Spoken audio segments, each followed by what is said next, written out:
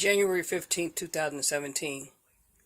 The bad part about legal ramifications of someone who doesn't take care of certain things before they pass on can mean that you can be put in a situation as I'm going through right now, which is not fair.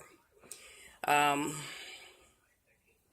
and the other thing is what happened to decisions and choices that you have to make after the person actually passes on. And um, one of the things was to make certain decisions and you take care of certain obligations and responsibilities, and that can put a lot of tension and stress and frustration and anger and anxiety and just you know I feel like every single day now is a day of you feel like you're in a dream. You feel like you're living a dream. It's not a dream, it's reality. Your mind is in a fog and you're trying to wrap your mind around all of these things that's happened.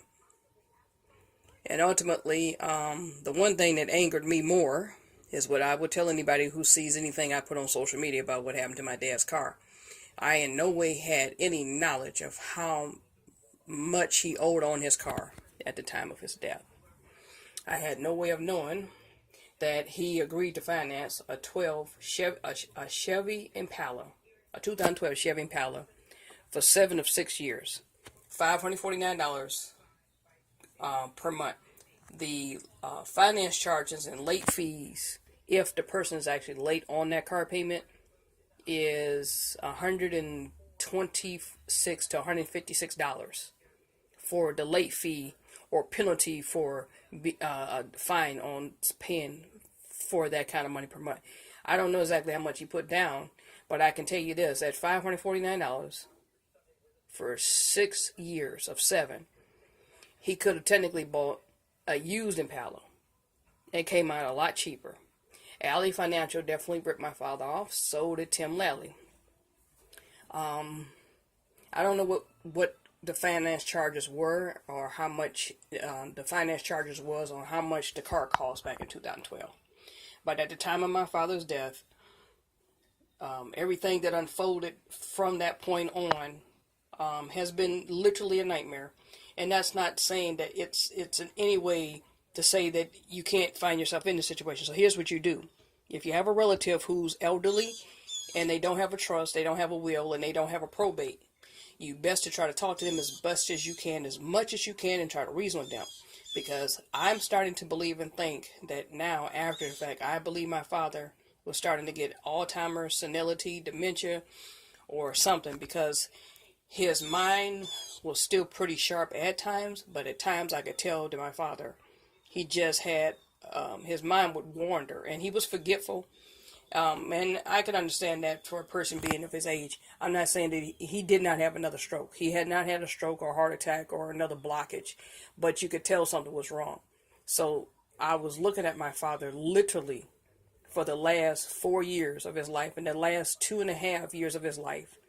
Basically, I was seeing a decline in my father's physical, mental, and overall condition, and he was getting weaker because of the cigarette smoking.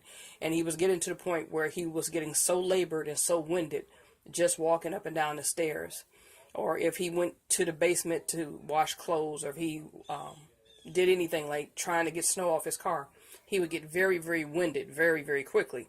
And 12 months ago, my father, he was so weak and frail at that point from the cigarette smoking.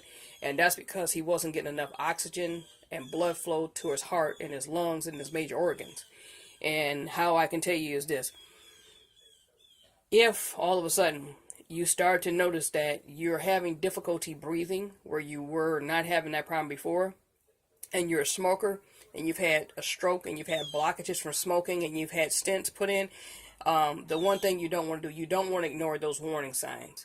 My father's overall condition, as I say, he was getting weaker. And he could have almost collapsed in that driveway outside of the house. And he could have very well have died 12 months ago. But I believe that, and as I say, he might have had another mild stroke, heart attack, or something like that. But he was not getting enough oxygen flow and blood flow to his major organs in his heart and his arteries. And being that he was 75 years old and he was 230 pounds overweight, and when a person has had a stroke, when they've had a stroke, when they've had a blockage, or they had stents from a blockage, and the last CAT scan that he had did not show that he had had angina. He didn't have angina. He had not had a stroke. He had not had a heart attack. He didn't have any other blockages. So whatever was going on, it more than likely, my father likely went into congestive heart failure the day he died.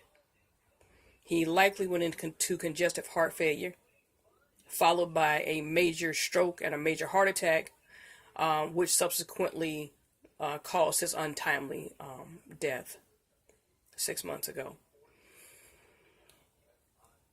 The only thing I can say is this: hindsight, this kind of stress of what I'm relaying to you, what happened with my father's death, what happened to his car, how much money he was paying on the car, and other things that he neglected and he didn't take care of before he died.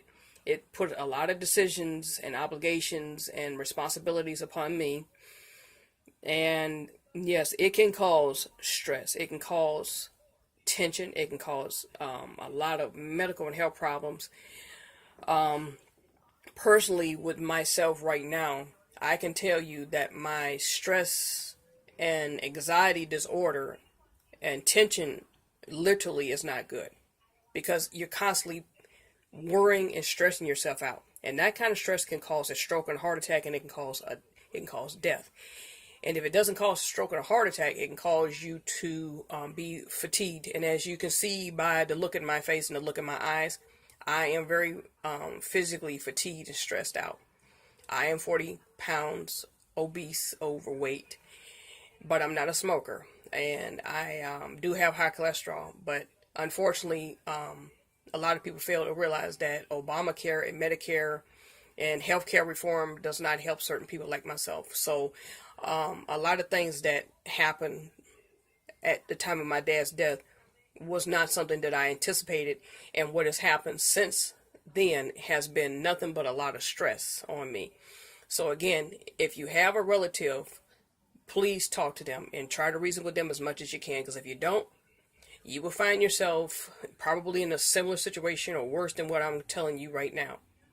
And it's not funny, and I don't want people making jokes about this video, because in reality, it can happen to anyone. And I never in my life wanted any of this to happen.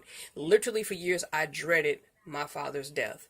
I dreaded it for so many reasons, and then some. And I told my father numerous times how much I really, really dreaded what was going to happen in the case that he died, when and if he died. And that dread became a reality, and now it's a nightmare for me every single day. And as I say, the fatigue and stress and anxiety and tension that it can put on a person can cause stroke or heart attack or premature death, or it can cause you to have a lot of worry and anxiety.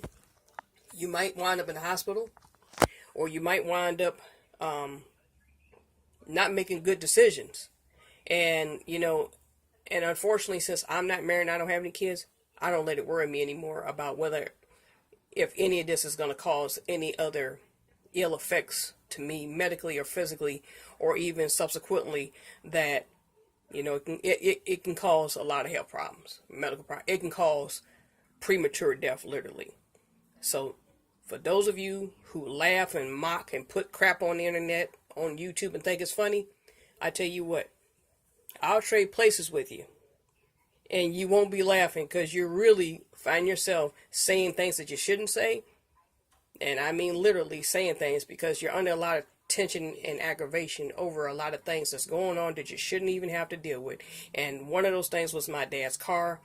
Even after Ally Financial came and recovered the car, it was the fact that they legally have to send a certified letter and notification what's going to happen with the car.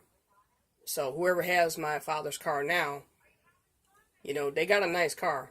So, but things can go wrong, and my vehicle, it needs to have oil and filter on it, and it might have one little minor problem, but otherwise than that, basically, you still have to anticipate things that can go wrong or happen that you're not really prepared for. And the real issue of what happened to my father up until the time he died, everything was pretty much as normal as I could say that should have been going normal. But then he died on July 21st of 2016.